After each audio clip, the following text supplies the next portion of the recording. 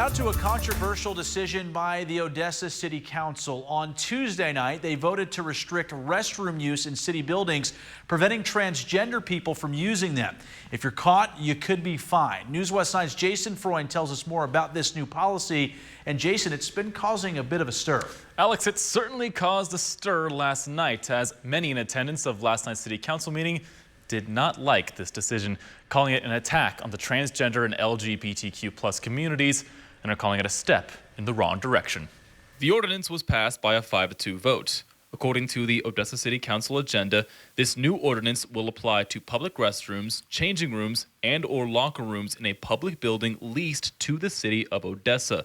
Over an hour was spent discussing the change, with members of the public coming up one after the other, decrying the move as a divisive one and one that will put a target on those who identify as transgender.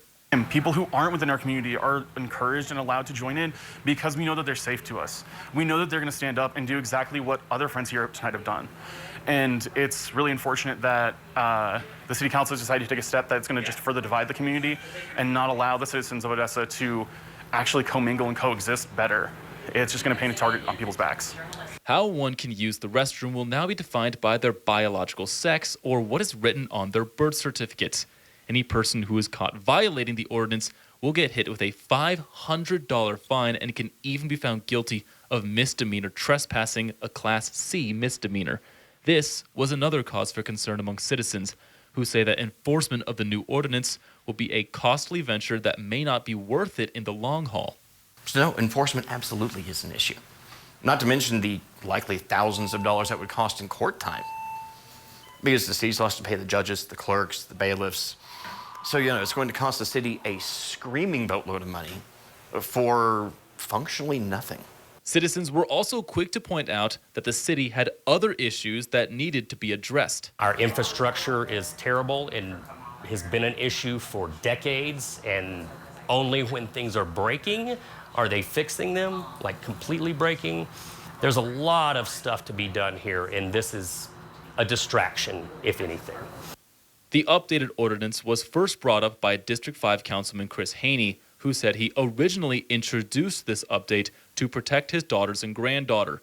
The Texas Tribune has quoted him as saying that there's never been fear. I don't care who you are, and what you do in the privacy of your home is your business, but I don't need to see it in public.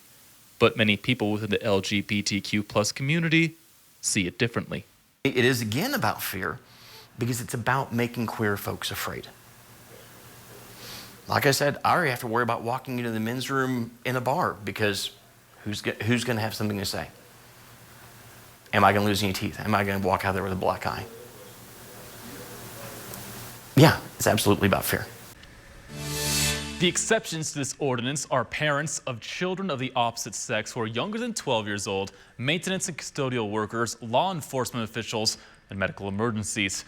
Councilman Haney and Mayor Javier Hoven declined our request to interview about this subject at last night's City Council meeting.